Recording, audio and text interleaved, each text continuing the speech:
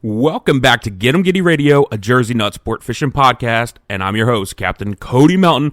We welcome you into year 2022. It's going to be a good year, people. I can feel it. Just forget about this COVID crap. Just keep focused here, all right? It's going to be good. Fishing's right around the corner. It's actually still happening, but for us, we just wrapped it up. Just got the boat down the Jersey Cape. And we got the 57 heading south here over the next week. We got the 53 at Jersey Cape for the winter. We got some stuff going on. Got some other things happening. We're going to keep that quiet. We got a lot going on. We got the Wildwood Expo this weekend. If you're in the area, come check it out Saturday and Sunday. We're giving a seminar at 10 a.m. both days on tuna trolling. All right? Get out there for the first time in a couple years and catch out a good show. All right? And then we got a couple shows in February and March as well. Today we're talking the life of a mate from the perspective of a mate. All right, so we got Captain Taco. We got Ben with us. I was a mate for a while, so I will be chiming in. And we got Captain Smokey, who is on the other side of things. But we'll all be here. We'll all be talking about it. And the reason it's important that we're talking about it today is because with 2022 here, we are already looking for new mates. All right? We're looking for additional deckhands. We're looking for people with captain's license. There is growth opportunities here, people. We're looking for people that are going to be around and want to be a captain and want to be a big part of the Jersey Nutz squad. So if you have any interest in that, shoot us an email, jerseynuts@gmail.com. Shoot me a text, 609-354-2734. Let me know you're interested. And, have fun talking about the life of a mate from the perspective of a mate. In this first episode of 2022, episode number 9, in 3, 2, 1.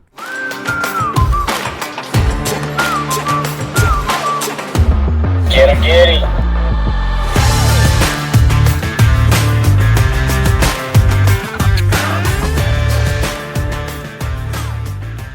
This episode of the podcast is brought to you by Jersey Nutz Sport Fishing, New Jersey's leader in tuna overnight canyon fishing. Find out more about Jersey Nutz Sport Fishing by visiting www.jerseynutssportfishing.com or visiting them on social media on Facebook at Jersey Nutz Charters and on Instagram at Jersey Nutz Charters. Get 'em giddy.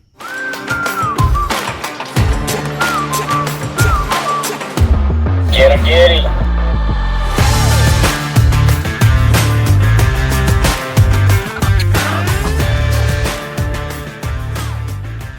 Welcome back to Get 'em Giddy Radio, a Jersey Nutz Sport Fishing podcast. I'm your host, Captain Cody Melton, and I'm going to go out of order. To my left, we got Captain Taco. Hello, hello. In front of me, we got... Are you a captain yet, Ben? I am. I just actually finished my course, all the coursework last week. I'm taking my test at the end of January. So no, he's not a captain. And So no. getting my medical stuff in. I'm not yet. I'm in the process. I'm currently in We the process. have Ben Palumbo. And to my right, we got Captain Smokey. Today, we are highlighting the life of a mate. And we got two guys that have been with us the last 2 years on deck. Before we get too far, make sure you guys like, subscribe, smash that button, hit the thumbs up, little ding notification bell, the follow, subscribe, whatever you got to do to keep your tabs on the Get 'em Giddy Radio. And since this is the first podcast after New Year's, Happy New Year. Everybody, give them a Happy New Year. Happy New Year. What? Who's that? What? What'd you say? 2022. Oh, 2022. Yeah, here we go. We're going to be talking about the life of a mate in this episode, and we're going to kind of highlight it in the point of view of like right in the middle of our season, right in the grind of things. We're going to give a lot of the floor time to Matt and Ben since they've been in the heat of the moment most recently, but at least I can kind of relate to Matt and Ben a little bit. There is one guy here that has never had to deal with the daily grind of the deck, Captain Smokey. Got anything to say about that? No, not particularly. No, because I don't know. I haven't had to be down there on a trip after trip after trip after trip basis. And so I don't know. Doesn't that make you feel left out a little bit? That you haven't had any of the thrills and disappointments of being a mate? I've seen it enough through their eyes I can almost predict how they're going to feel, what they're going to say. One of the customers once called him a chipmunk. He just comes down from his hole and then scurries back up there. That's pretty good, actually. Because I kind of feel that way sometime in the summer. I think when the comment was made, he came down to grab like some snacks or something. Just scurried back up. Yeah, you are stuck in the bridge all day, though, so there's two sides to it. But that's a great description, because I feel that way sometimes in the summer. You, like, just scurry up there at the start of the trip, and you run down and go to bed in the middle of the night and run back up there and say goodbye when you get back to the dock. I really like that. All right. Chipmunk. The chipmunk. Yeah. All right. So, the life of a mate. I'm going to let you guys want to go with it. Well, do you want us to go through a daily trip? Whatever you guys want to do, Maybe just talk about some of... Yeah, you can talk about your trip first. Maybe go through an overnighter, or like a, kind of like a double stacked overnighter. Like the whole procedure of it? Yeah, start to finish. What is if somebody, was in your shoes, what would they be dealing with and going through from the, 5 hours before the trip? I was going to say, let's say we got weather on the horizon for 3 trips. Okay, so we're starting off for 3 trips. So the first thing we're doing there is, if we're leaving, whatever time we're leaving, probably like 9 a.m., say, the first trip, we're getting there 2.5 hours before the first trip. When we get there, we're going through, taking the rods out, taking the cushions out, getting all the bait ready. Usually RJ doesn't really tell us what we're doing, but we kind of have to, we should know what we're doing. So, we're getting bait according to what's kind of going on at that time of the year. Getting ice. We got to get usually 1,000 pounds of ice, whether the forklift comes or drops it off, or I got to load the Bonner box in the bed of my truck and drive it down there. Who you getting ice from? Fisherman Supply. Fisherman Supply, shout out. Also bait. Let's say it's June. What kind of bait are you grabbing? Well, usually, we got a freezer on board, so we usually have true. ballyhoos in there. Yeah. Right off the bat, we're gonna when we get to the Shark boat fishing too, right? So, we're gonna take usually 2 packs of ballyhoo out right away. 1 medium, 1 select, large, select. 1 medium, 1 select pack, and then make sure we always gotta make sure we have bait in the freezer too. 2 4 packs. Plenty more than you're going to need for a trip. Fill the fresh water up. Yeah, filling the fresh water up's big. very important. You don't want to forget to fill the fresh water up. Back to bait, though, we want to make sure we got our swordfish rigs, all that squid, mahi bellies, whatever it be, all that stuff in the freezer, ready to go. Usually try and get those rigs pre-made. We did a bunch before and pull them out. What are you guys doing for self-care before the trip? Self-care. Like, Well, I'm usually... you're a person, too. So, eating, drinking, sleeping. What do you show up to the boat with? For 3 Well, you got to get a good night's sleep. Got to get a good night's You sleep. can't be going out the night before you're going fishing. That's a no-no. And then not even, just for personal health. And then usually, like what I'll bring for a trip, you're going to need probably about 1 tin of Copenhagen and 4 Mountain Dews per trip. So if you're doing 3 in a row, that's a 12-pack of Mountain Dew and 3 tins right there. That should last you. That's all you need? No food? Well, you got to bank on the customers bringing some good food, or you got some decently good leftovers in the fridge. See, I like it, because now I'm going to ask Ben, because Ben is going to provide. So for me, I can't go fishing unless I've got on board a 18-pack variety pack of snacks, like the chips. So it's got Doritos, 2 different types of Doritos. It'll have Fritos in there. There'll be sometimes onion rings or popcorn or pretzels. I need those small little bags because you can't have a big bag because then you open it, they go stale. So you grab a couple little bags at a time and eat those. So I always make sure we have those. And then, if it's 3 trips, probably 5 cans of Copenhagen. We'll probably go through You get a couple Red Bulls, you know. Yeah, Ben was hitting the. Do you sip on the Mountain Dews as well? I'll do a Mountain Dew if I have to do the Dew. I try to save that last. Try to do the Red Bulls before you do the Mountain Dew. Ben's been hit. Ben was hitting the Red Bulls pretty good this year. I didn't see him much with Red Bulls. Maybe the customers were leaving a lot of Red. Later in the summer, I had to get on the Red Bulls a little. It's a lot more caffeine intake on the 53. I generally will have a more lasagna. stress. Lasagna. Ben would hit a lot of customers would leave the Red Bulls. Shotgun them. He would just fucking hammer them. I seen him chug a fucking big one of the monster-sized ones. Oh boy. Yeah, they get you going. He goes through like phases because I think one trip he did like no cat. He's like, I'm gotta get off the caffeine. Well, that goes into our later. We're gonna talk about that later, I guess. But trying to figure out why he wasn't sleeping right. Sleeping. We'll talk about that later.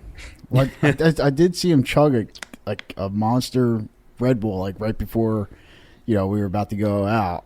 And it's like it's time to sleep, like it's 4 or 5 hour ride out, or he's supposed Probably to be still sleeping. slept like a baby.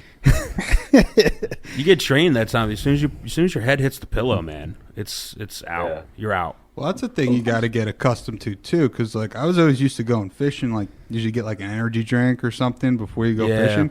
But when you're coming to the boat in the morning, you can't have an energy drink because you're only up for like 3 hours and you're going back to bed. That's a good point. Very different situations as like the captain and the mate. Like your schedules are It's like you got to prepare for only like a couple hour shift before you're gonna catch a couple hours of sleep. Right. And then you got the long shift. So you can't go overboard. Yeah, it's a good point. I never will drink caffeine in the morning before the trip because otherwise I can't sleep on the ride out. And that's important to get a couple hours there because you need it for the rest of the day. Oh, yeah. The time you go in, though, I mean, you could just have a Mountain Dew and then hit the hay. Oh, yeah.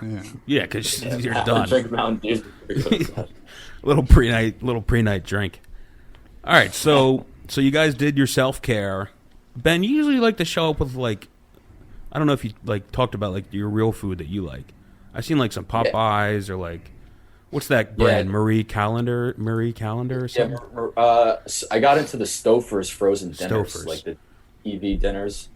Load a couple of those in the freezer. Frozen food's important. Elio's Pizza, frozen dinners. We don't do patty. a ton of chefing on the 57, but I always hear about the great meals you would cook for RJ. Yeah, deli meats. They're simple things for the average guy, but for us, it's it's like a 5-star restaurant. we had the pork. We did a pork butt. How many times this year? Oh, only like 4 or 5 times we did pork butts, right? Yeah, we did about 4 or 5 times. They're great. You can make pulled pork sandwiches the whole day, and it's hot and it's fills you up. Kibasi, we did kibasi a handful of times. Yeah, sausage and peppers. Yeah. All right, let's not get too off track though. But Although I did ask the question. we were doing the self-care. Microwave Kraft mac and cheese is also a good thing to have as well because it's quick and it's warm and it's. I was eating it for breakfast. It's warm. Warm meals. A warm meal's a life changer. I could put it against my face and feel. It actually a warm meal will change your your attitude a little bit. You'll feel a little better, a little happier. Always for me, just boost your spirits a little. Nah, yeah. See, I always like fishing with Ben because he always reminds you to eat too. Yeah. Every time I'd go in, I'd get a cheese stick and a little bit of pepperoni, and I'd get a cheese stick and a little bit of pepperoni for Matt. A couple bites of I'd have pepperoni. to make him eat. I'd have to remind him. Well, he'd always stick his head up too, like RJ. You sure you don't want anything to eat? You sure? I also saw you eating military meals at some point this year. Yeah. So my buddy's in the army. He was able to. I don't know if we snag could a couple talk about that. MREs for me. Oh, yeah. And Matt and I would do the whole spread. Heat the whole. It was like You guys were like, "Oh, we got dessert coming up. Are you sure you want us to check the ballyhoo?" I'm like, "Yeah, I'm sure." And you're like, but it needs 15 minutes to warm, and now it's warm. I'm like, you fucking do it. But they would set up. They were sitting on the mezzanine. Yeah, you were setting up meals for each other. It was like a date night. It's pretty nice. Came with everything. You guys, Matt and I got really close. you guys we each got 600 calories. We're good. You watch your calories a lot on a boat. Not because you're trying to watch not eat too many. You're trying to make sure you eat enough. Yeah. Like Ben's frozen dinners, they're only good for 240 calories. That's not a dinner. Got to make sure we stay alive. I swear Ben thought I was going to die. I don't eat much at all during the season. Ben always. Yeah, I was getting concerned. I was drinking shakes all summer, banana shakes, which Banana people were shake. very concerned about the banana. Ben's a big water guy too. Water's good. Water's good for you. Matt, I don't think Explain I've that- ever seen you drink a water. Well, yeah, I mean, when Ben was on the boat all summer, we'd be going through a case every, I don't know, 2, 3, 4 days. I mean, once bass season that's like came 30 around, I don't ounces. think we needed a water. 30. I don't think I've ever seen Taco drink a water. Wow. No, he'll drink one once in a Your while. piss for has sure, to but- look like applesauce. Or like That's hard. No, neon green. Okay, so you guys got the boat ready, you got your bait, you got your ice. It takes you what, like 2 hours to do that, hour and a half? Depending if we're cutting I mean- up chunks or, an Yeah. hour and a half. I mean, you want to have it ready like a little bit, hopefully a few minutes before the customers get there and stuff. So I think we always tried It's nice like to have a couple minutes to relax before. try to get everything done a half hour before our departure time, which should be 15 minutes before the customers get there.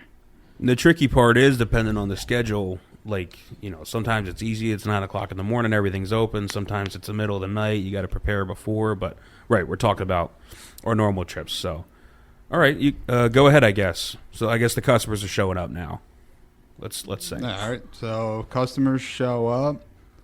Let's see. Now, I mean, as a mate, it's kind of time to relax a Yeah, little make a bit. little bit Well, of first chill you got to time. load them all on. You're loading all their stuff Load on, 'em grabbing all on. their stuff. Once you get all their stuff on and them on the boat, then usually you get a second to have a breather. RJ's kind of handling some things with them, going through some things. Say your And, goodbyes. Yeah, So- pretty much have your last kiss to land before Yeah. get captured for 26 hours, and then Vortex. You get vortexed. let's see, yeah. And once everything's ready to go, you throw the ropes and head out. Throw the ropes. That's a big one. All of them. That's a big one. You listen to the last podcast. Throw the ropes. All of the Then, ropes. Throwing the ropes is important, but then we got to do the safety speech after Got to do the that, safety speech. which is always fun. Yep. Double checks everything is in good position. You got to tell them how to use the head. It's Mhm. important. 4 squares of toilet paper. The head is big. You got to make sure you make that a point. to the And then this is the point where new mates make the mistake of hanging out and chilling and being excited, and whereas you as veterans know that as soon as that puppy's throttled up and RJ gives you the thumbs up, Well, go to sleep. so usually on the 53, you pretty much get the safety speech done before you break the inlet, and then we'll go up top, sit with RJ. You got to discuss. I don't know. Yeah. Like, little bit game plan, I the guess. weather's nice. Little small talk. Yeah. Ask we do RJ small how long could we sleep for. Usually he'll say something like, "We're going 100 miles at 22 and a half knots. Figure it out." So you got to look at a clock and think. We got to use all our fingers because we only got 20 between the two of us. And then you can kind of get a game plan on when you could set your alarm for. Then it's time to go sleep. Make sure the customers are good and catch some sleep. I like it. So how many trips did it take you guys to realize that this is the important part when we say catch some sleep, catch some sleep? Well, that's what I'm saying. Like, you guys. Well, I think both of these guys both went into multiple overnight trips, your first trips out with us, right? Yeah. So Uh, had it been one trip, and then you realize, Yeah, I would say one trip. You learn after one trip. I mean, I remember the first trip this year. I knew right away to get sleep. yeah, who fished with us on that? We had think it was Hunter and Squirrely. Yeah, And I'm like, I'm going to bed, and they're like, what? It's 9 o'clock in the morning. I'm going to bed. yeah. that's like you guys know. Those are the only 4 hours until it's that time the next day. So you better catch some Z's. The new guys try to hang out on the bridge and talk and bullshit, and as the captain, you know that's also, you look forward to that too because it's your quiet time. Right. It's just you and Mother Ocean. And Yeah, if it's It is. It's odd though. It makes you feel weird about yourself that you just like silence and like nobody. But it's. I like it. Just you and the hum of the engines, and if it's a little bumpy out, like it's like personal. It's like becomes like a competition between you. It's not. This isn't about the Captains. Hold on. Never mind. So you guys caught some sleep. All right, now we got some sleep. Let's see. Now we show up to where we're going. We're probably either, towards the end of the year we were mahi fishing right away. But if we're just going out tuna trolling right away, first thing we would do is, usually wake up and try to get something to eat. Because now, if we left at 9 o'clock, we're getting out there probably around 1. So you probably got 6, 7. You got 6 hours of trolling time ahead of you. At least. So you wake up, If it's June, you got 9 hours. Right. Yeah. Right. Until 9:30. You'd probably, I usually wake up half hour before arrival time.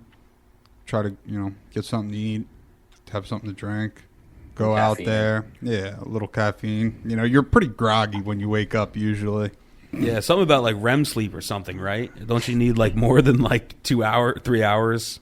Yeah. Because really by the time you're laying down, by the time you're getting up, you maybe get like what, like a 3.5 hour nap? If you get 3 hours, Yeah. you're like a new man. Which there's like science that proves that that's like really bad for you or something. Not really even sleep. Right. Just Yeah, rest. God forbid it's a little bumpy out and you're waking up because your head's hitting something every 5 seconds. But let's see. Get out there, get the rods all rigged up, rig the ballyhoos, put the spreader bars on, and wait for the throttles to go back, and then put the rods out. Usually when there's 2 of us, we'll each have a side. So, we'll troll 12 rods. So start with the long riggers and kind of work to the center of the boat. Ben, what's your favorite wake up snack? It depends. Usually something with some sugar in it is pretty good. Cookies or I always bring another thing. I like to have chocolate chip cookies or some type of cookie. Cookies and milk is a good one wake up snack. High in calories. Or A little it's boost. got to be something quick. Chips. I don't know. Little cookie action. I save the lasagna and stuff for around dinner time. Try to So keep your usually- schedule on point, yeah. Still Right. want to eat your 3 meals, plus your midnight Right. snack, plus your Yeah. wake-up snack, plus your going to bed snack. You end up eating a lot more than you think because you're up, you eat at night, so you're up at night. And, Yeah, the normal time where you sleep for whatever hours, you're snacking. Right. All right, so we got the spread set, let's say. Spread set. You do what? Don't you usually like give the customer some like a little bit of heads up of what the Yeah. game plan might be? Yeah, so once the rods are out and everything, then we kind of, take the fighting belts out if they're not out already, kind of go through on how to use them. Before that, I'm getting an order. Whether usually I let them come up with an order on themselves, but if it's like an open boat or they don't want to do that, usually draw cards. Ben really likes to help every single person put the belt on and off multiple times before we start catching fish. At least that's what he does on the 57. It's really weird. We gotta get them to know what they're doing. Yeah, Because when you yell at the guy, hey, rods start going down, and you're like, hey, get a belt on, someone get a belt on, and they're looking at the belts and they don't know what to do, and then they come over to you and the belt's upside down and backwards. and you're like, shit. Someone it's upside down and backwards. Can you flip it around? Someone flip it around. you have it completely opposite of what I showed you. Nobody's right. Exactly right there. Nobody listens. Well, they're in a Only hurry. People who listen are women and children, as RJ and I have talked about before. Yep. Women and children are the best anglers. I interrupted you, but I had to bring up a point. Where was I? So we got an order, got the belts all. Now we're just pretty much waiting for a bite. Once we get the anglers all squared away on what they know they have to do, and even though you tell them, like you guys just said, even though you tell them what to do, when the first fish goes off, they don't know what to do. It's like a sense of panic. It's just like, it's just a natural. They go into full panic mode. Yeah. Somebody get me a gaff. Yeah. Somebody give me a gaff. Dude, they are going the other way still. But we will get there. Yeah. So all right. Got your spread set. Then You guys make it seem. You're making it seem easy. Well, now this is when the work begins, because then you start getting asked questions. What's the biggest fish you guys caught this year? How long is this going to take? How long? How long does it usually take to get a bite? Which one do you think is going to go off? What are these green things that are closer to the boat? That's a spreader bar. You get a lot of questions, and then people start telling you their fishing stories, and that's a good time once you get everything in the water. Because it's not every time you get a bite right away. It's fishing. So that is true. This is when your personalities kick in. This is where right, a lot of being a mate. Well, this is where the part of being a mate is in order to be a good mate, you have to be able to talk with customers. That's a big part of it. Yep, especially even on trip number 3. When you're all tired and out of patience. Mm-hmm. Yeah, I mean, just as much as knowing how to work at the cockpit is dealing with them. So when you're answering these questions for the 3rd time, and you haven't had a Mountain Dew yet, hours. I don't think. When do you have a Mountain Dew? When's the first Mountain Dew hit the veins? As soon as I wake up. Okay. I always have one. Yeah, it's go gotta time. have a little caffeine. You gotta. Do you drink it normally or do you inject it? Usually drink it rather quick. I think he drinks it while he's rigging the hooves. Yeah. So that way he gets a little bit of the flavor in there. Yeah, you gotta have a little salty. Slamming Dews and dragging whoos. Yeah. All right. Any drink you're drinking is a little salty, and there's some scales on it or something. Yeah, it's just added flavor. It's all part of the experience.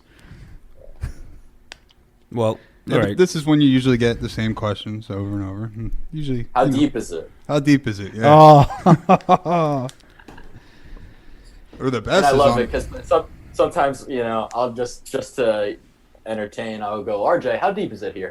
How deep are we? And he hates that question. So Yeah. 1,000. and we're between 300 and 3,000. Yeah, you learn after a month of fishing with RJ when a customer asks you how deep it is and you have no idea, you just make up a number. 1,000 feet. That's probably right most of the time ish. So it's I mean, a good this- number to pick. The scary part is too when these people are asking you questions. I mean, you could tell them you could tell them anything. Yeah, you could I mean, because not they that I'm trust saying you. I'm- They yeah. trust you for Yeah. your knowledge, Taco. They trust you. I see Ben smiling ear to ear. They trust Ben too, but I feel like Ben gives them some answers sometimes. Right. I got to be honest. I don't always know the answer. So, act like you belong, and you just give them something. Well, I Or think you answer a question with a question. Then you don't have to answer anything. Yeah. I think Ben was in the cockpit when we were doing a bass trip this fall, and there's somebody was telling one of the customers was telling one of his buddies, "Yeah, the canyon's only like 35 miles from here or something." And Ben just sitting there in the corner like giggling, or I don't know if that was Matt who was on board. It was one of them too. They're just like, "What the hell?" Yeah, you can make up all sorts of stuff. Yeah, the best is when they're the As one long as you're guy. confident. The one guy in all his new fishing attire, he's telling his buddy all his fishing stories that don't add up. Like caught a swordfish in the mud hole, or this or that, or something along those lines. True fish stories. I mean, you're not gonna tell him, you're wrong, but Oh no, you just got to play into it. yeah. Oh yeah, it's awesome, man. You got Well, yeah, I think another point to be like is all these stories that you hear. This is where you learn to not believe anything that you read on the internet, ever. right. Because these are the same people that are sitting behind a keyboard telling people how to go fishing. Yeah, That's what I get Internet out of it. fishing. Yeah. the professional tuna fishermen. Like the professional mate that we had on board that clogged the head. Yeah, I don't know. Yeah. Well, when you got to shit, you got to shit. I don't blame that guy. Think could have not been his No, fault. I don't blame him for waking me up either. But I mean, there was nothing I was going to do at that time. All right. Where are we at? We had this spread set, and We had they to spread out. So they let's were see. talking to the customers. Yeah, you have to deal right. You have that initial surge of questions. I think is kind of what Ben said, right? Like because they're excited. They all kind of like step out slowly, right? As like This is a little off topic to the questions, but the questions. Every bass trip this year had the same 3 questions. Why do you poke the eyes? Is there a lot of crabs around here? And I forget the other one. But every when time you're cutting them up, when obviously. I'm cutting them up, when I'm cutting the fish, why do you poke the eyes? So they say. I bet you're going to see all of them And crabbing. I tell them every time. I'm like, I get asked that question every day. I'm like, I wait for it. But there's a lot of crabs around here. I've never seen a crab. You'd be surprised. People tell me that every day. I don't know. Yeah. So they ask a lot of questions. You have to deal with like that initial surge when the lines get set. Hopefully, you probably have to start doing some work soon, right? So you get some bites. Right. So Right. let's see. Let's have you guys spring into action. We're gonna have Ben start. You get some bites. Go.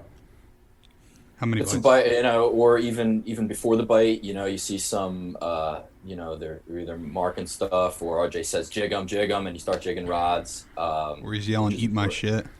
Eat my shit. And so rods go off and it's chaos, man. Everybody jumps up. A lot of times people will want to grab the rod right away, and we always tell them, make sure don't touch the rod. We'll get the rod, we'll get it settled in, and then we'll get the rod off to you. Doesn't matter, does it? They still always grab it, or there's still some people that grab it. Try to. It's I understand it's natural instinct, right? But so you get the guy, then you start yelling, get a belt on, someone get a belt on, and then the next rigger pops, and it's all going crazy, and you get the you got it. Well, important thing is setting the drag right off the initial hit. You gotta whether Well, what do you deal with first? You got to deal with the tangles first, right?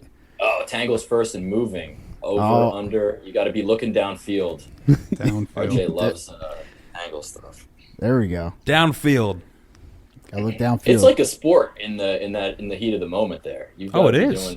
It is. You got to be running around. That's where it's like really hard to like genuinely understand and respect what's going on down there when somebody gets when you guys get good in the cockpit. Like it's easy to take for granted. It's talent.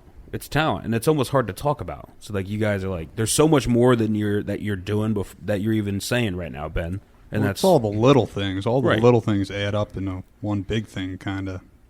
You're right. In a span of like 45 seconds, there may be 100 little things that you're doing that add up to capitalize on this one big thing. Right.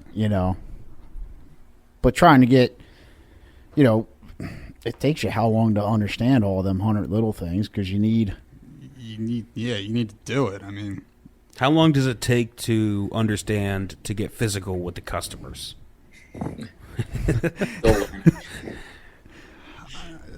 You've got to body up the customers sometimes. You have to move people. You got to body them. You got to get physical with them. If someone's in your way, you have to push them out of the way. And RJ always says, use your shoulder. it's like a hockey game. But it takes you a while to really understand. I'm like, you got to fucking move that guy, And the first, I don't know, half a season. What's crazy is they don't, when you're doing that and you're trying to help and all this stuff, a lot of times they don't even notice, too. Like, they'll be so focused on fighting the fish when you move them left and right, they don't even... Oh, yeah. Like, they don't even know that you did it. Right. You could yell at them. I feel like a lot of times afterwards, if I get real verbal with them, like, you go, like, yo, sorry for, getting... And they're like, oh, no, like, got to do what we got to do. They don't even, like, notice, but... Right. The guy with the yellow hair. Yeah. Oh, it's always colors, even though, unfortunately... Like some days you got 12 different people on the boat. You go through and you know their names and they introduce themselves, but it's like, you move over to this corner. Big guy hair. over here. RJ always talks to when everybody introduces themselves to him. In every trip he says, he's like, I'm not going to remember a single one of you guys' names. But it's all right. I just yell at you. I just get real honest with them. They're all like, yeah, that's fine. Okay, so back to I think back to your question on how long it takes to move people around. I think you got to kind of be confident a little bit in what you're doing. Yeah, you're like right. If you're nervous, you're going to mess things up. You're going to be too nervous to move someone. Yeah, takes time to right. That just takes comes time with to get the confidence. Yeah. But so I mean, right? You get your multiple bites. You're moving people around. You're barking orders, and eventually you're probably adjusting drags, and you're clearing the deck, and you're getting the gaffs out, and you're communicating with RJ, and RJ's yelling at you 6 different ways, or I'm yelling at you about 6 different things, and you know you got 3 fish. You know, you finally get everyone with a belt, and then all of a sudden another rigger pops, and you don't hear it because you're so close. Like, there's really no way to describe it, but you are doing a million things at one time. Has got to be on a swivel. Yeah. Gotta I mean, how many different things are you looking at when you're down there, Taco? Everything. And there's always something Good answer. you miss. I mean, usually when it's you're easy getting to get like zoned in on what you're doing, but you can't, because then you'll miss something else that's going on. You know, you kind of have to have your eyes and ears open everywhere. Yeah. Just kind of be ready. And always when we're looking for additional like deckhands and stuff, it's just a matter of being able to learn. No matter what, the first time, like, you're gonna have no clue how to control the situation, right? I mean, that's just natural. And then, you know, over time, you learn to do all these things at the same time, which isn't something that everybody can do. I mean, we've had people that just eventually can't do it. Well, it's totally different than fishing with their buddies. Right. You know, going fishing with 4 or 5 friends. It's a Right. completely different scenario. Right. Or like, you know, the one time that this happened to them they were with their buddies, they lost 4 and stuff like that. Well, our job is to lose none, catch everything, you know, so Right. that's why you guys got to, that's what, and, you know, lead into like, you know, the pressure that comes with it too, right? I mean, this is the moment where really everything is on you, right? You got the captain kind of, you know, working the throttles and stuff like that, but if they're at the helm, they should have a pretty decent idea what they're doing, you know, and there's, you know, so I mean, I was going to ask you guys about like the pressure that comes with it too. Like, it's fun and games, you know, talking about food and all this stuff, but there's repercussions. Hey, there's angry people at the helm, you know, there's upset customers and all that stuff that come with it. Well, yeah, there's definitely pressure. I mean, you know, from like tangles, I mean, if, you know, you could have a guy like fighting a fish not tangled, and then all of a sudden you're tangled, and now you're the guy trying to get the tangle undone. You know, this is the fish that he just paid all his money to come out and catch. I mean, he don't want to lose it. Right. So, you know, there's definitely pressure there. And then, you know, from the whole fight, you're, you know, in the back of your head, you're thinking about, oh, that's the one I just crimped or something like that. Or, you know, making sure there's no failures in anything. And then you're getting it up next to the boat, whether you're leadering it or gaffing it. I mean, if you're leadering it, you got to worry about making sure it don't hit the boat or put too much tension on it or whatever. If you're gaffing it, you got to make sure you hit it. Get it? Yeah. And I mean, I know we're not getting to the captain side of things, but people don't realize really how stressed and nervous and pressure that we do feel, like, in those situations, because they're paying that kind of money, and because we take a lot of pride, and you guys take a lot of pride in your work. Like, it's just something I don't think people realize really at all. You know, like, they just think that you do it every day, so you take for granted. Like, if something, you know, the couple times a year something does happen, right? Like, they go like, they probably don't care. I mean, you guys feel terrible, right? I mean, you know, at least for a while. Right. I mean, you know, if it's something, you know, one of the worst things is to say, like, a fish pulls the hook, and you know it had nothing to do with. Right. You still feel bad. Us. Yeah, you feel bad, but, I mean, at the same time, you know it's not anybody's fault. Happens. No. But the customer, you know, they don't know any better. They don't know any better. They're, you know, that was their fish. We lost it for them. Right. Yeah. It's our fault no matter what. Right. There's like one thing that can, I think RJ says this, you know, there's one thing that can go right after a fish bites, and there's a million things that can go wrong. Right. And no matter what, they're all, or in this case, you guys standing right next to them, they're all your fault. It's always the mate's fault. Right. So, a lot of pressure that goes with it, you know, and that probably leads into a little bit of the Copenhagen talk and the Mountain Dew and everything else that happens. All right, so we're fighting fish, right? So keep going, I guess. keep running down your trip. Well, I want to hear Ben's perspective. Oh, Yeah. Well, let's go to this part here, staying on the topic of pressure. So you've hooked up, you've got the angler of the rod, he's fighting the fish. Now the fish is boat side. Now Matt and I have a good system. He's the leader guy, I'm the gaff guy. And what you have to do is important. You have to really communicate with the customer at this point because they don't know what's going on. So you have to tell them which corner to work into to get there. Matt, as the leader guy, will tell them to take a couple of steps back, tell them to keep reeling. You can reel through the swivel. They see the fish, they get excited. They think the fight's over when it's close, but it's not. That's really where you make your money. And, it's up to Matt and I to do a good job leading it and to get a good gaff stick into it. And, there's a lot of pressure there. Especially. Oh, no, Ben's breaking up. He's like slow motion. Fish. Can you hear me? We got to fix that internet down in Florida. I can hear you now. Testing. Oh, 1 2 check 1 2. It's unstable. We got you now. All right. You were just getting to like the pressure or something. The one time he goes on a rant and it cuts out. And it was like an intelligent rant, and it just didn't want to hear it. It didn't want to deal with it. Should I give it another shot? Go ahead. Yes. Go ahead. Well, so did you hear about the leadering and gaffing? We heard, Most of it. some of it. All right. So yeah, the long story short, there, you have to communicate as the leader to the gaff and the gaff the leader guy. You have to have communication between the two of you, and between us and the customer, telling the customer what to do to keep on reeling, to keep that line tight. You got to have him take his steps back to let us into the corner and get a good leader boat side and then get a good gaff stick into the fish. And like I was just saying, I mean, bigger the fish, I feel always the more pressure, even though sometimes it's easier with those bigger fish. They kind of come up with less of a fight. But, you just have to stay focused and just keep calm, really trying to not get too excited about it. Yeah. That is right. That was all well said. Couldn't say it any better the second time. The first time was all blur.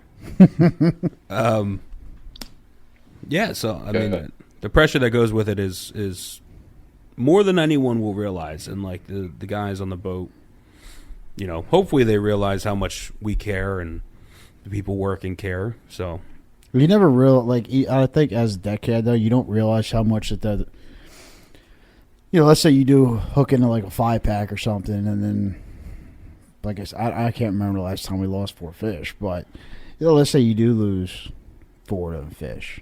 I mean, until you realize that trip is, and those 5 bites are the only ones that you get that trip, you never realize how important that's those where 5 bites are. Yeah. You almost take it for granted.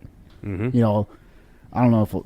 Well, again, experience, right? Until like, you've had the trips where those are your only bites, and then you're thinking about that the 10 trips later when, maybe like 3 hours in, all of a sudden you get like a single.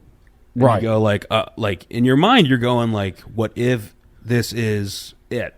Yeah. And something stupid happens, or I make a mistake, and it ruins the trip. Yep.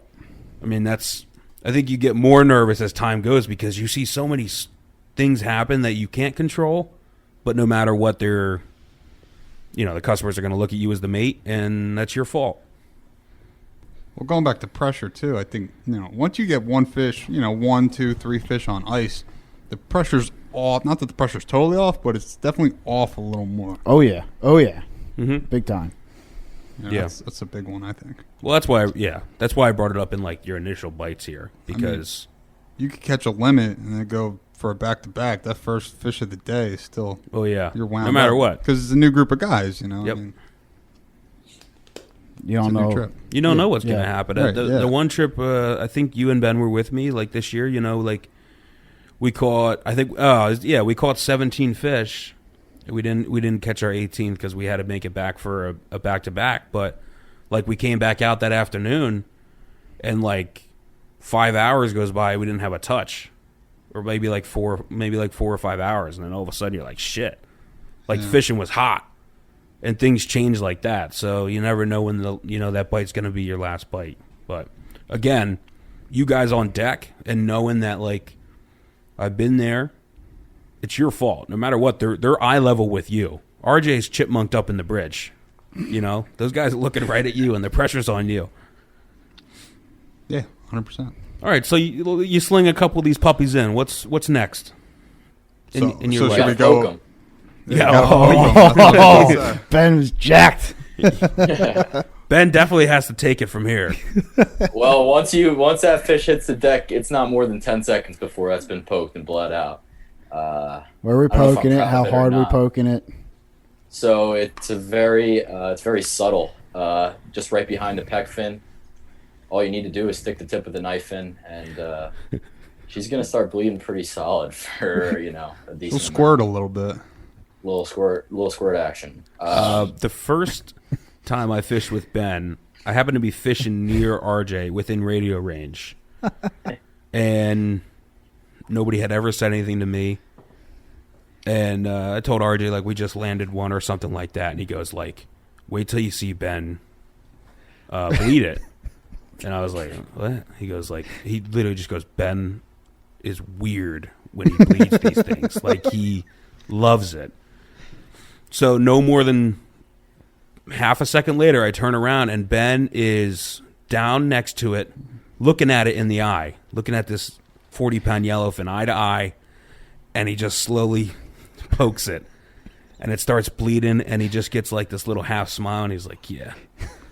And then it was I just... swear, it was half just- the time he's like, shh. Yeah. Never seen somebody so happy. It'll be all over soon, little buddy. Someone's got to put him to sleep.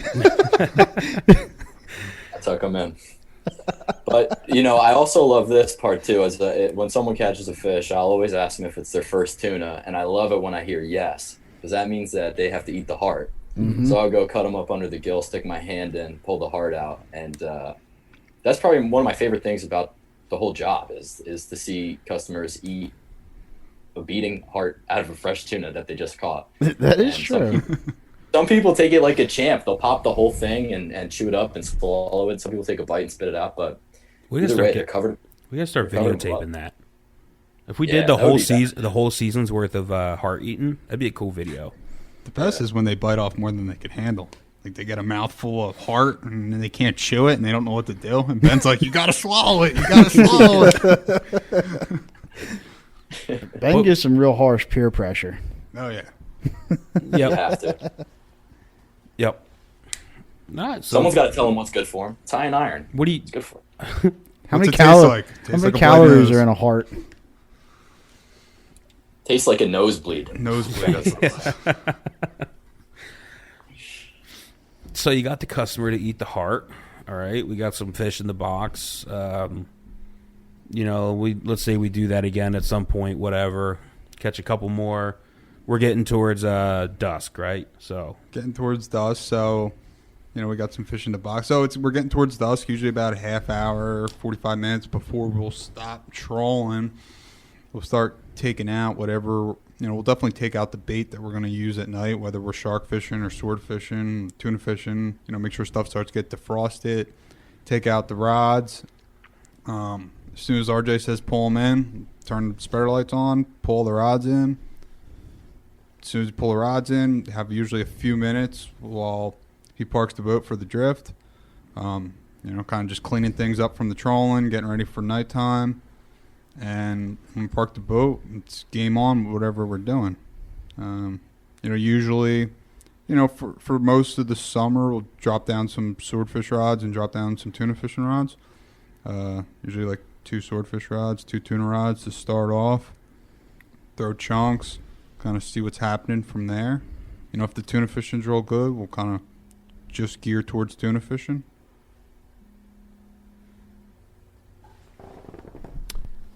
go ahead. Ben, anything to add? Nighttime setup. Gosh dang it. Pretty much covers it. Yeah, earlier in the season, we do a lot of sharking first month or so. But yeah, that's pretty much it. Get everything ready, get another time for conversation. So Yeah, and then What? pretty much from there at night, we'll get into, once we get everything set out, if nothing's going on, then we have usually a little time to maybe eat some dinner or something. If nothing's really going on. If there's fish to be caught, we're kind of just fishing all night, though. And usually the customers Maybe a cup of coffee. Yeah, I mean, right away, I usually stop for the nighttime drift. The customers are usually jacked up. They're, what are you doing? Why, what are we fishing for? What's this 10-pound weight going to catch? What's the swordfish? Is that the marlin thing? So there's, you're back on the questions usually. On the questions. Yeah, I mean, you get a lot of questions. And then after the questions, usually kind of calm down. They kind of hang out for the night. Every group's a little different. You get your groups that are going to stay up all night and want to fish. You'll get your groups that just want to drink all night. You get your groups that want to go to bed at 10 o'clock and wake up in the morning. That's kind of dependent on the night. There's so many variables between customers and fishing conditions on what's going to happen overnight. Do you like to listen to music at night? On the 57. Yeah, there's no music on the 53. Angry. It's a serious fishing boat. There's no time to listen. They got full access to the radio if they want to, spark up some tunes overnight. It's up to them. I like having a little music at night. I personally like it. It's always nice, There was it. Zach didn't like it, right? Yeah, Zach didn't like music. Nah, Zach used to. Oh, he didn't like the lights. Oh, the underwater lights. Yeah, Zach didn't like the lights. Scare the fish away. Zach would wear his headphones, right? Yeah. Jam out. Squid, catching squid at night's fun too. People really like that when there's squid around. Drop squid jig. Oh, That's yeah. sometimes the most fun thing for people, even if we catch stuff at night. You get into a get good the- squid bite, yeah. it's slow. You tie 2 squid jigs on, let the customers have at it. You sit back and just watch them have fun.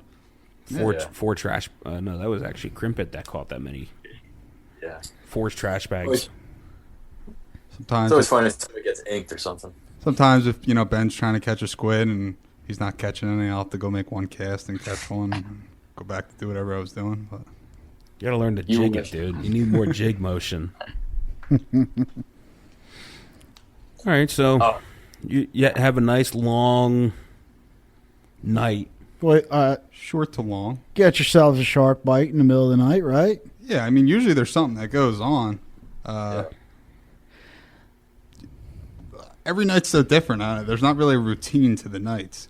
Yeah. Okay, let's go. Every night is different. Every night, sometimes they're action packed and sometimes they're quiet. Right, you could go And- from everything from a Yeah. night where there's just tuna biting all night long to a night where as soon as we park the boat, every customer goes to bed and there's nothing going on all night. There's like 2 totally different extremes and everything in between. One thing I noticed is as Sounds the like season fishing. got into the fall, the nights got long. We were doing a lot Yeah. of the nights were long, and most of the bulk of the fishing time was at night. But during that time, it was very productive. We had a really good chunk bite, and it was exciting, and that was really cool. The nights get Something different. really long in October, Yeah. especially when it's cold. Yes. It's like 6 o'clock windy. and you're pulling back the throttles. Like, okay. See you in 12 hours. RJ got a lot of rest those days. Yeah. So I mean, the customers usually love catching sharks. Most of them are pretty fired up. They got new Mako. The Makos are done now. Did you see that? I Wow. saw something like, I didn't read Can't it. catch any.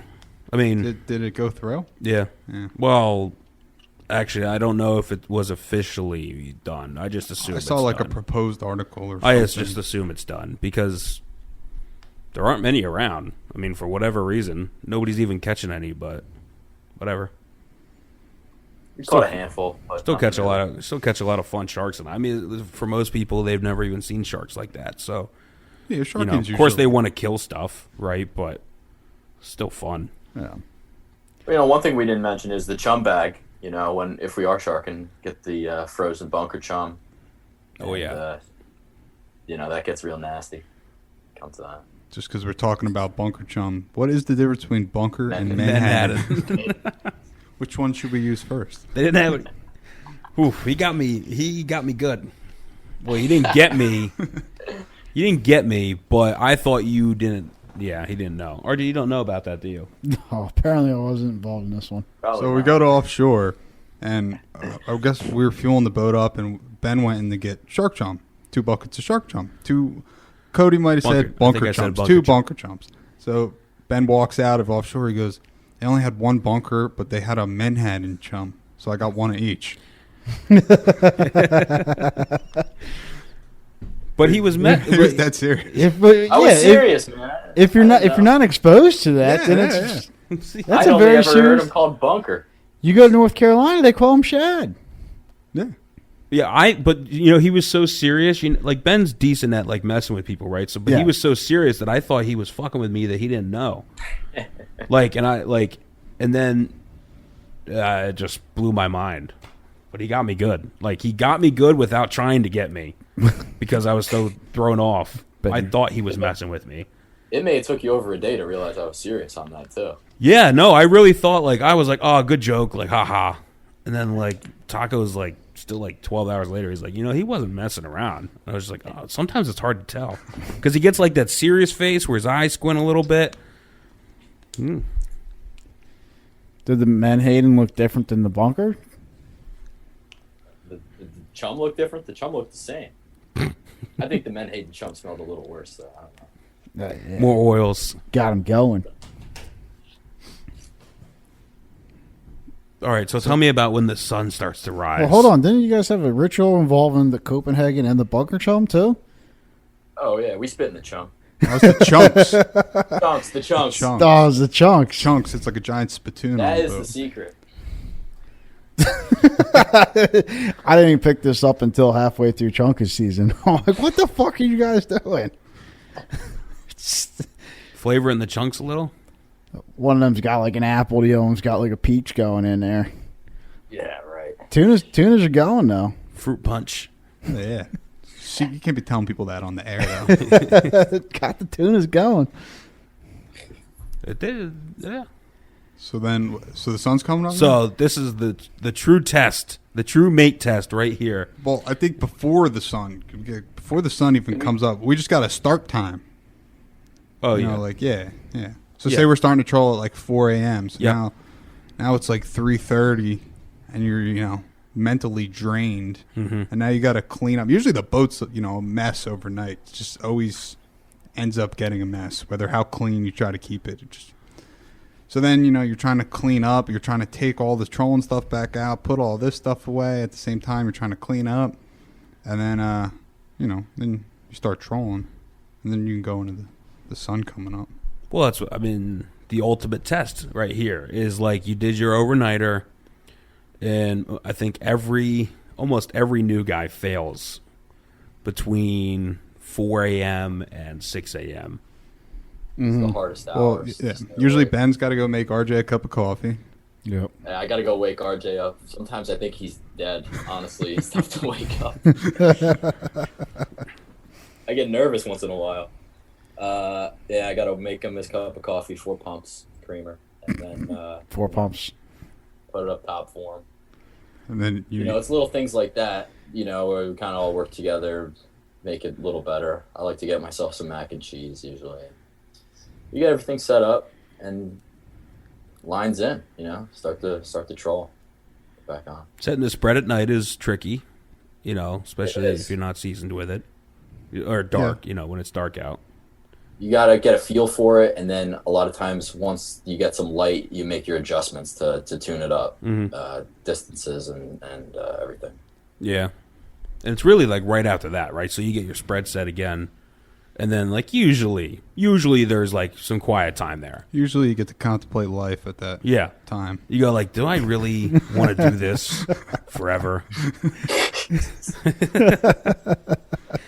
I haven't slept.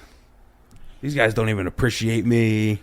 No fish are here. But it's also right about Fucking cold. it's also right about that time that you get some action going.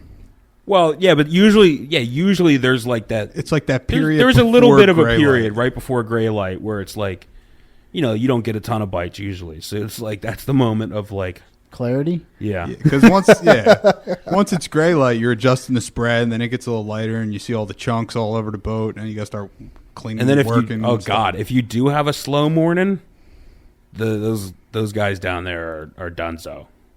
At least the new guys. Any guys like on their first year on the boat, if you have a slow morning and they're sitting on the mezzanine and that sun starts to hit them, they just like fade away. Yeah, sitting on the mezzanine, that's no good. Well, on the step, a lot of Like it's always the corner box yeah, step. the corner box step. Yeah, Best up. on both boats. That's the spot? That's the spot where mates go to die. Who was it that I nailed with 2 water bottles? Was that Crimpet this year?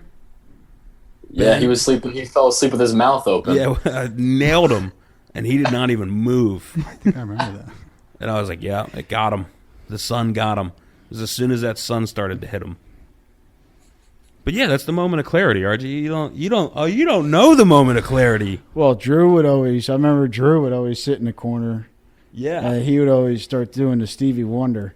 He was like, his head would start going down to his lap, and then he'd bounce back. Dude, that moment right there Nobody is else- the test of nature. nobody else sits in that corner like he did. What, up on the bridge? No. Down in the corner behind like the ladder on the 53. Yeah, that's the- the corner we're talking about. Yeah, the corner. Yeah. Well, not like he would sit up in it, Oh, like on the not on cushion the, part. not on the step. Well, we put the belts there this year. Yeah, we took. Yeah. Not on the step. Yeah, that moment, man. I don't miss as a mate life. I don't miss that at all. I don't envy that moment. That like 2 hours. But then like once if it hits like 6:30, because like that time of year, like the sun's up 6:30, 7 o'clock, then you're like good again.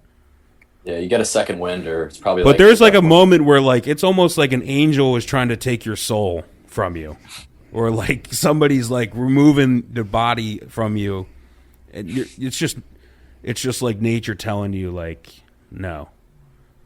But then you're good again. Or if you get a bite, then you're good. Yeah, usually there's smoke. Yeah, If there's no excitement in the morning, though, it usually carries on pretty. Well, right. The couple times a year where that morning's pretty lull. Right. It's Deadly, rough. yeah. Yeah, it's rough. But usually there's something going on. You yeah, get a bite or usually. I mean, that's something. usually when you're getting your bites. So. Right. You're Typically, you're in the zone again. Well, I mean, all right, so we left at like 9 a.m. for that trip. I mean, but we're not doing it for very long after that, though. right. So we got a small window to bring their souls back down. Yeah, into you the- fish till 7:30, 7. Usually at this, you're almost wondering what. But you time get, it like, is 3 hours of when your trolling nap there. Time is. It's that peak of gray light. Well, 4 to 7. You got to be back at 11. Yeah. Ish. depending on when you leave. Yeah. Well, we're saying right. You guys left at 9, or that was what Taco I think said, right? Yeah. Nine, Right. I think usually on first trips we leave at 7. Right. If there was 3. Yeah. You leave the dock at 9 on the first one, and then you got to leave to head back in at 7. Well, If we're doing a triple, we'd leave at 7 a.m. on the first one. He left at 9. I know he did. we were just doing a double. Yeah, okay, we're doing double? Yeah, we're doing a leave at double. 9. He left at 9. We left at 9. For some reason, I feel like we left at 9 a lot. Yeah, you do. After Usually August. 9 and 2. Typically 9 and 2, Yeah. unless it's a triple. After August.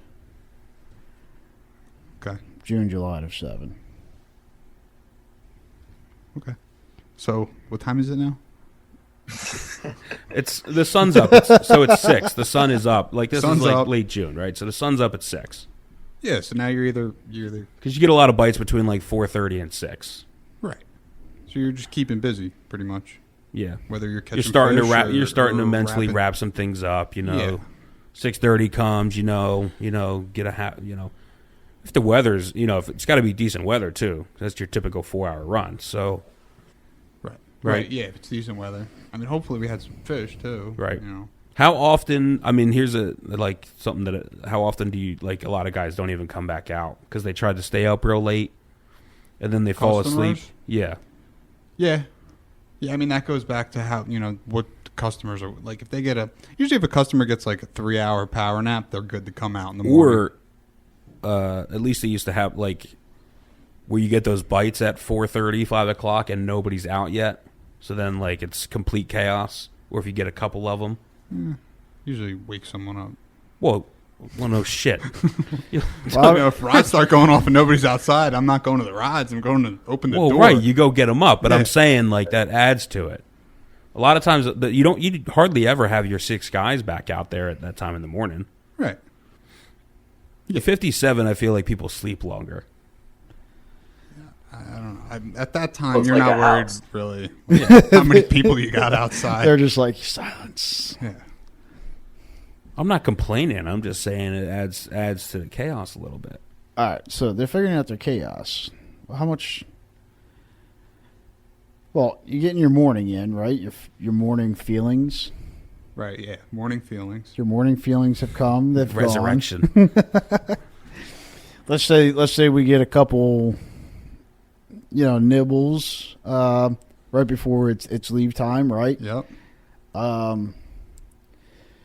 So we go about that whole process, and We start heading in. well, we get the fish in the boat, and then reel them up when we start heading in for our turnaround. Once those fish are in the boat and it's time to start heading in, what do you guys kind of do as far as the tackle goes and boat maintenance and all that? Ben, maybe get your input on this. What do you think, Ben? I think Ben was just sleeping. So, That's why I pointed at him. well, I'm listening here. So, we're talking about He's repeating himself. cleaning the rods, that type of stuff. Is that? I think he has a hard time hearing you. Yeah, that's what he I was have talking a hard about. time hearing RJ. That's what he was talking about. Like, Yeah, so everything gets soaped and watered, and if we're if when we're doing a back to back, we maybe would just go for the freshwater rinse, right? Get the cockpit clean, make sure that the fish box is totally iced down, make sure everything's squared away and clean, and having a clean cockpit is very important. It's your workspace, and you want to make sure it looks good. And so, what you're going to do is you're going to, I know RJ's big on the clean cockpit, but you got to get down on your hands and knees. You got to clean up under the gunnels and get all the blood spots off and everything. And in between trips, obviously we'll clean the boat, soap and water, scrub it down and everything. And it's the best time to clean it too, though, because you don't want that stuff to dry and. Right. well, once it dries, then you Right. make it harder for yourself. It, So it makes you're things a better off lot with it. easier. If you clean as you go, it's a lot easier. You know Right. what I mean? And then you do that clean before you go to sleep, even though like at that moment you're just thinking about going to bed. Yeah, That's the last thing you want to do. that's why I push for it real hard, and it takes Right. at It that takes point. an extra 20 minutes, but it's worth it because it makes your job easier when you get back to the dock It does. as well. In the long run, it makes it a lot And easier. usually at that time, you got a second burst of energy. You're kind of ready to go for the day. Once you make it through sunrise, it's like go time. Yeah, once you get past sunrise. Your gear and everything, you guys kind of looking at that, evaluating it at all. Well, we're evaluating it throughout the trip, but definitely, if we're doing a turnaround, probably more or less double checking it at the dock or on the way out before we even, as we're breaking the inlet for the second trip. Okay. Kind of looking at it, trying to go through the whole before trip procedure again, I mean, even though you're still on the boat, kind of. Yeah. in reality, I feel like that's almost just one of those things that you're always just doing, though. Like you're always checking. Yeah. Like it's just in second nature. When you're reeling in at the end of a trip, you're looking over the line, you're feeling it with your fingers. When you're playing with the spreader bars, you're checking over, the important parts real quick. And Right. Even you might not be like at the end of the day, you reel something in, you might see it has a little fray in it or something. You might not be fixing it right there, but you have a mental note in Yeah. your head. You're fixing it before it goes in the water again. yeah, I used to like either throw like a piece of tape on it or make sure I chop off the swivel to know that was the one or something, just to give a signal. But I would Right, yeah. usually do it at the dock or on your way back out after you get like a nap in you. Right. You get a nap in you. Hopefully clean like 70, 80 fish. Well, so Mais. you clean the boat. Yeah, then you go in, you get your nap on the way in. You get the nap on the way in. Now, you kind of have an idea what time you're supposed to be back with the schedule. So you kind of have an alarm set, maybe, or you just wait till the boat kind of throttles back. And at this slip we're at now, the boat throttles back. You barely have enough time to get up and maybe rub your eyes, and you got to be getting the ropes already. But you try to grab maybe a little snack or something to drink again because you just woke up. Now it's always hot because now you're back on land. Land sucks. So Land does suck. Yeah. Now it's hot as hell. You got to climb up to the front or get the back ropes or whatever. You tie the ropes back on. And now, you start unloading the customers and you're unloading fish. Hopefully you're unloading a lot of heavy fish, and then you're taking pictures or whatever with the customers. How many planks are in between each fish? One. No, two. Two planks. Two planks. Two Still. planks in between fish. Got to get the sign in the picture. Got to make sure the sun's right. Yeah, if you come back in the morning, you got to go the other way because the sun will be in your eye. Right. You got to start at the finger dock and work out.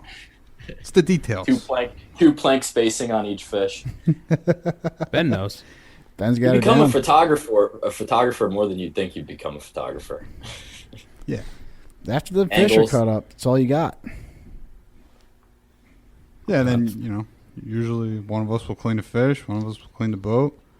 Hopefully, kind of, if we're doing another trip, we're leaving in 3 hours from the time we got back to the dock. So, Yep. Maybe, it all depends on how many fish you get. Usually takes, probably an hour and a half to clean the boat, maybe?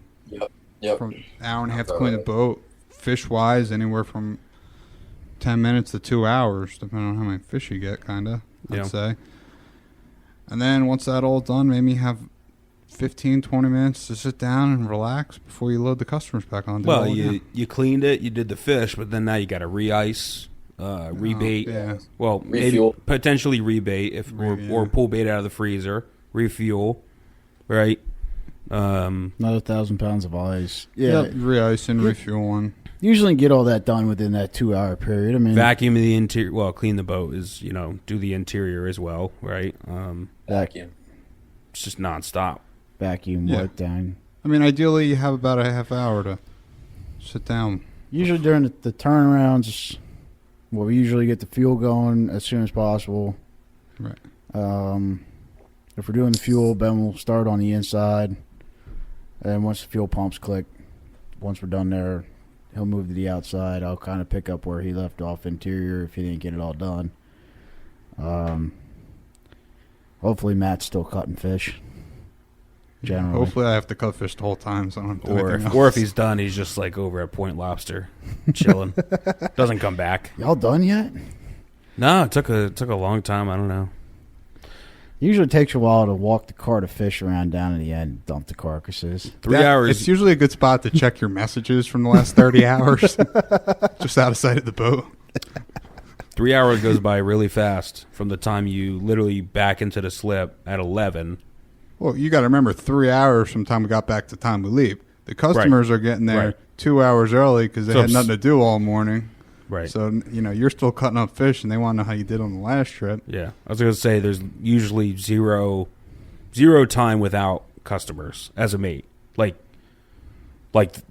there's no time by the time you're done cutting them up. So an hour and a half in, customers are usually there for the next one asking you questions already. So your life doesn't stop. But it's really not that bad because you get another nap coming up.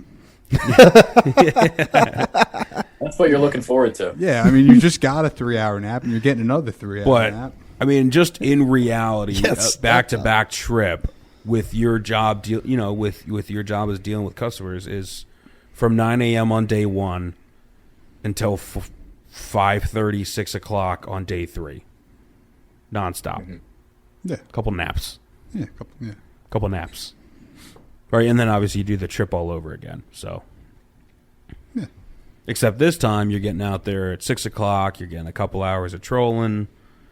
You're night fishing. Then you're back up at 4, and then you troll until noon, ish. So that sunrise period is closer. Yeah, after a couple days of doing it, you kind of got a pretty good routine of things. But then it's all the same. You know, it's But almost then, second nature at the time. by the time you're cleaned up and everything after the second trip, it's like 7, 8 o'clock at night, and you get to go out and party. I'm just kidding. No, it's time to go to bed. All you want to do is crawl into bed because it starts again at 7 a.m. the next day. Maybe get a shower somewhere on land. Bullshit. When's the last time? You never shower. Taco go 2 weeks without showering. You don't shower.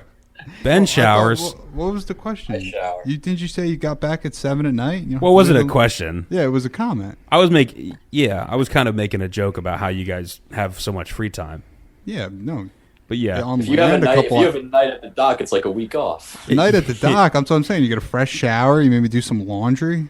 yo, Ben, how many nights at the dock does Matt shower? 1 out of every 3? I don't know, maybe once a week. You know, That's what that's I'm like a once a saying. week shower guy. Don't worry, It's all Matt. right. Those girls. At least you're better. At least you're better than Dale was. It's fine. Definitely better than Dale. Do some laundry. You got to hope for a weather day to do that. Yeah. Don't do laundry Yeah, on the bucket. On the boat. Don't hang it up all over the boat like a fucking hobo. A hobolo. Yeah, fucking lines going from the rocket launcher and the bridge down to like the corner cleats, like fucking. Ben told me that story on our Atlantic City night out after a few beers.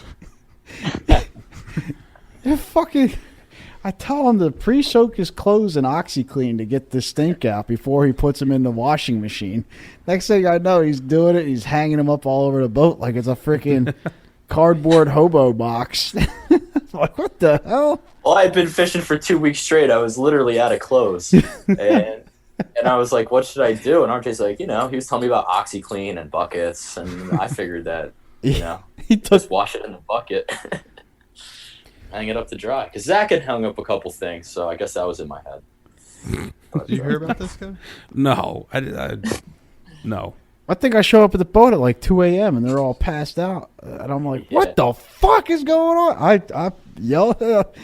Ben Yeah, said that was he- the maddest he ever saw RJ. Why were you that mad about the clothes? They were on the Dude, outriggers. it was everywhere. They were on the outriggers? It looked like a hobo shack. It was bad. It was Dale and I's, all of our laundry hung up, anywhere we could get a spot to hang it. They had ropes strung everywhere. Like it was an obstacle course. If Dale was involved, I believe this. It was like an obstacle course to get I across believe the cockpit. I believe this, that Dale was involved. But Dale was probably trying as hard as he could not to make it look bad, so I respect it. I'm pretty sure I had mentioned that for $3 there's a laundromat down the road. I was like, you because that's what I did. I think that's what I did that day. So I was definitely way out of laundry. All right, so I'm going to ask you real quickly, somebody to tell the people about the Nightmare Scaries. This happened, I don't know, I started hearing about the Nightmare Scaries like mid-season this year, and my dudes were freaking out. And they had some issues and they needed to resolve. They came up with some made-up what was the term? night terror thing. They call them night terrors. It's called sleep paralysis. Sleep paralysis. Yeah, it's a real thing. They Googled it. Totally made up. So, what? So basically, I was Sounds like sleeping some one Joe- time, Sounds like some Joe Biden stuff. and I was sleeping, and next thing you know, like I'm awake, but I'm not awake. It's just weird. Like you got to be there to understand it. And I'm explaining this all to Ben. He's like, "Yeah, it's sleep paralysis." I'm like, "What?" I was saying I never heard of sleep paralysis. I look it up, and there's a thing called sleep paralysis that had all the right symptoms. So then, after On WebMD? Google, and for like 3 months, I've narrowed it down. And Ben, you had them too, right? Frequently. Okay. The feeling is that you're awake, but you're sleeping, and that it's always a terrible dream, and you feel like you have to wake up, and you try, but you can't move, and then you finally like bust forward. Yeah. And you actually like sit upright. Exactly.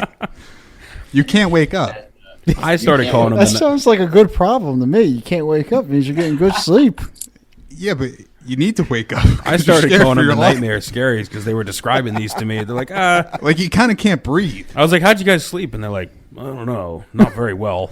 Well, I started to realize it had to do with, when you have like an energy drink Yeah. or you sleep on your back. It always happens you sleep on your back. You can't slam a Monster and then go to sleep. That's just your body going nutso. Right, yeah. I don't drink Monster. Or a Red Bull. Yeah. I don't touch the Monster. That's off limits. Or a Red- NOS. Red Bull is definitely worse. than Nosses Monsters. were doing it to me. For a little NOS. Yeah, actually, that was you that said you were cutting back on the NOS. yeah. Yeah. I thought it was Ben I was got thinking off the before, but it was Nah, you. Yeah. 'Cause Can't- I had the Nosses going during bad And then you season. described this to me, and I was like, you're like, I've been having some issues sleeping. Well, when you can sleep for 3 hours and up for 6, Mm-hmm. an energy drink has too much caffeine for small durations of time. I used to love it. I just remember, like, when I would lay down, I wouldn't even remember laying down, and then I would wake back up. I'd never sleep better.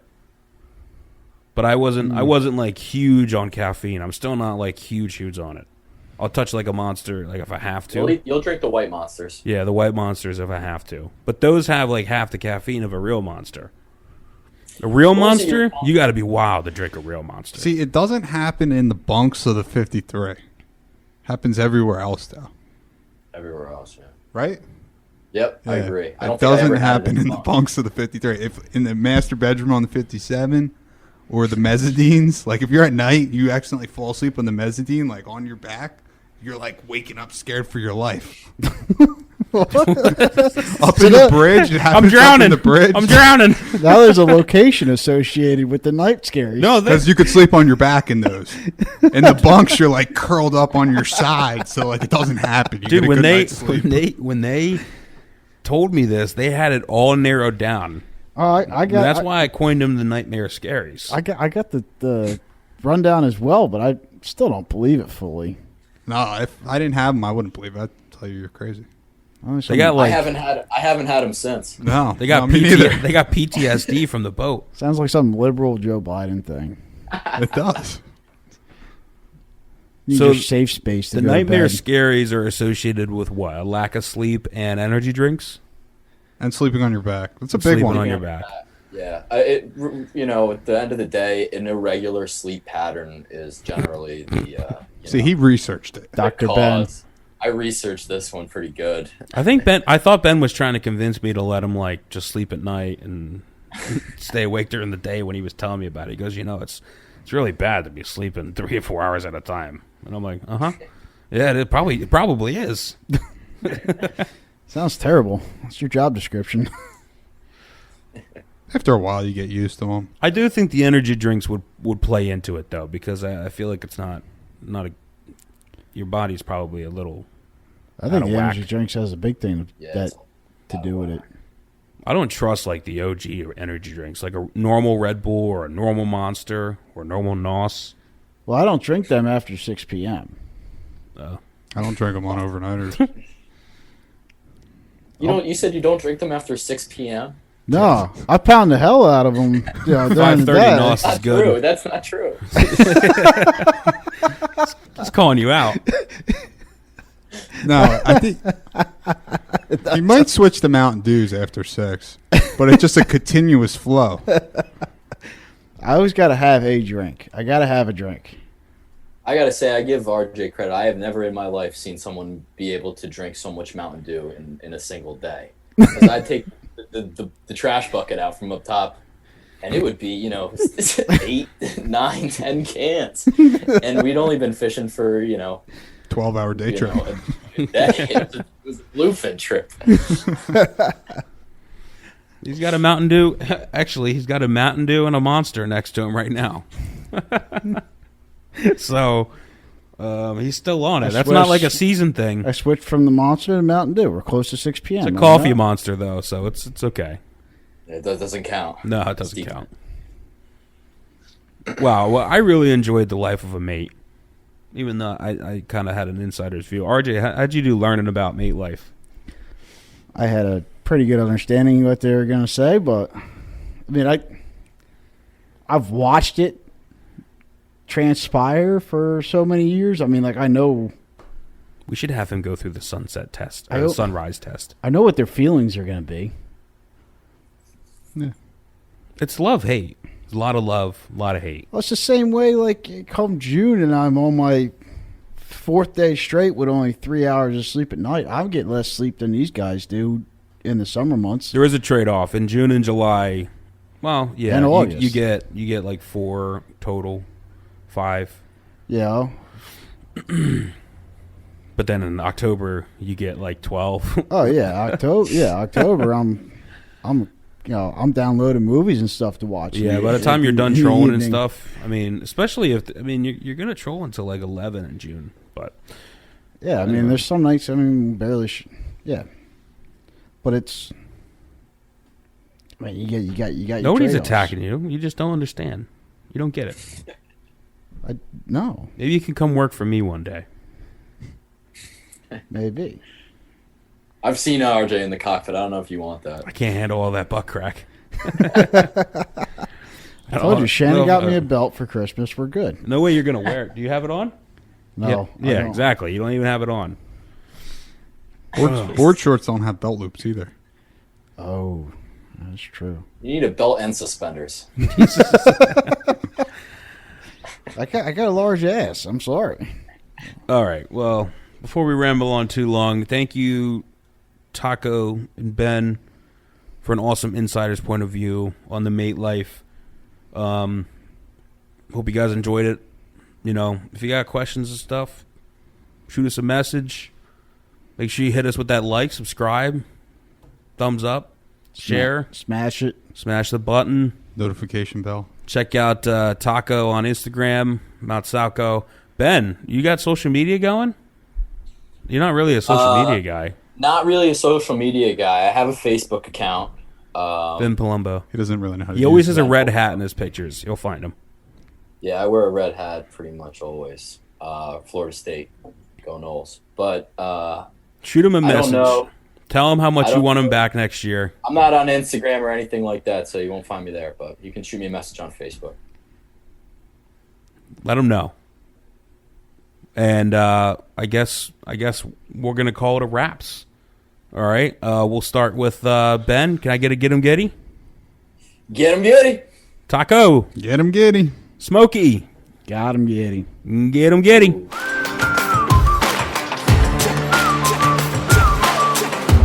Get him, Giddy.